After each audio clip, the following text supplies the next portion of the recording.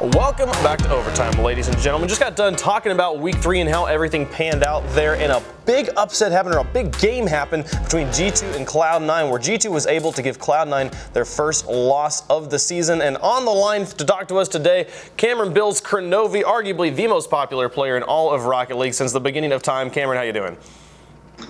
I'm doing good. That's very flattering. I always got to suck up just a little bit, you know, just a little bit.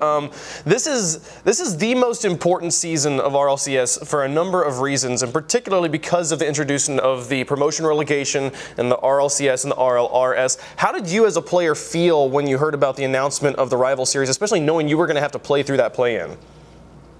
Play-ins are always a little scary, as you know, even as a new team, as an old team, anything can happen in a play-in. We see it every single season. Not everything goes as it's planned. And it was nice to see that the RLRS had this kind of fallback. You know, you're not just out and you have to try again and you have another scary play-in next season because you didn't make it this season. You can still maybe fall a little bit short, but prove that you are RLCS capable over the course of one season and have that shot. So it was nice to see. It was a little comforting, but our mindset also wasn't focused on the RLRS or what if we don't make it through the play-in. We were focused on what do we need to do. We're going to make the play-in because we're going to play this way, we're going to practice this way, and we're going to try our best. Absolutely. Well, and you guys make it through cleanly, and you've been having a pretty successful league play so far. G2 has a really vocal fan base. You guys have made arguably the biggest fan base in North America, and G2 is still chasing that first LAN victory. Like, what is it about G2 you think that keeps your fans coming back all the time? I think a lot of the fans remember the very first season, and it's kind of just been remembering that as we go on. I think a lot of the fans see the potential in us. Because, I mean, we see the potential in us. We've played very, very, very well online before, but sometimes, you know, we're hot or we're cold. And the fans see the potential and they have the faith. And it's just a matter of time before we deliver on that. For sure. Does having that vocal fan base behind you, does that add any pressure in game? Like when you're thinking about playing your matches and stuff, knowing you've got that many people like watching you and counting on you?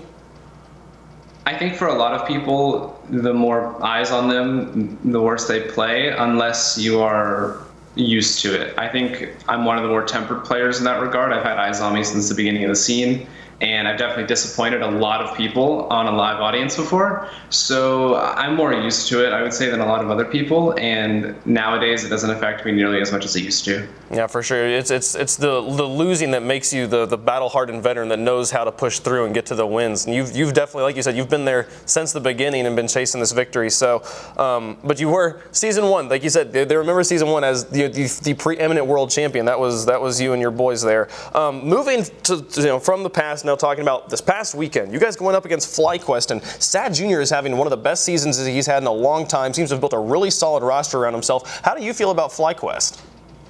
FlyQuest is looking really good. I think they're on the up and up. I'm really happy for Sad. I think he's got a team that's not just 3 players. It's people who have his back. They're friends. Chrome is a great leader on a team, and Gabe and Sad are willing to listen, and I think they have very good constructive feedback for one another, and this allows them to play with more confidence. Gabe is playing the best he's ever played. Sad is playing the best he's ever played, and I think it's because they're a great team. For sure, and they gave you guys your first loss here in league play. Walk me through the match from your perspective.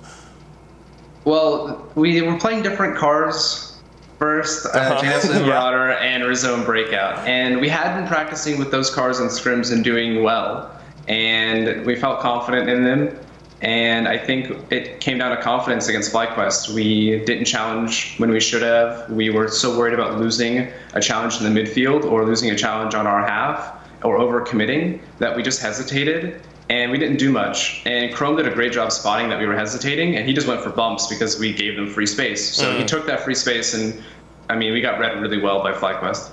Yeah, they played a good game. Was there any reason you weren't trying a new car other than just sticking on the Octane? No, I wasn't having a crisis. I was. I figured, if I'm playing bad, it's me, and I just need to power through it. I've been there before, way back in season 2. I played Breakout during the regular season. and I'll never do that again. It was funny. I think that was the first time I'd ever seen like a heat wave, like a black market decal on like an OG car like the Breakout. Like I hadn't seen the Breakout and like a BM decal put together. So it was a cool looking car there. But you guys definitely switched back to your normal stuff as you went forward to move and play against Cloud9. 1-4 gave them their first loss here in league play. What were comms like for you guys going through that match?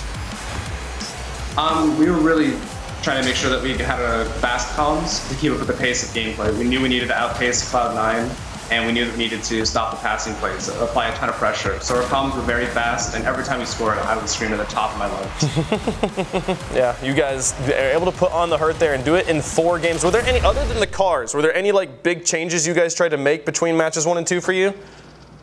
Talking about confidence again, we just needed to, go for the ball. Just trust our abilities, challenge.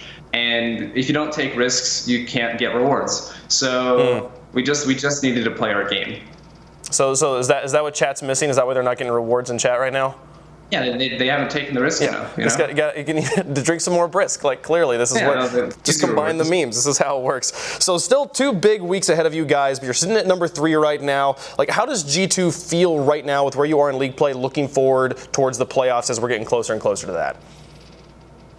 Getting the win over C9 is a bit of validation, knowing that we've still got it even from last season where we looked to get off to a hot start and then just completely fell off. So here we had a nice 1-0 in the first week, then a break, and we came back from the break, and I was a little apprehensive about were we going to just fall off the face of the map again, or were we going to come back hot? And it was kind of in between.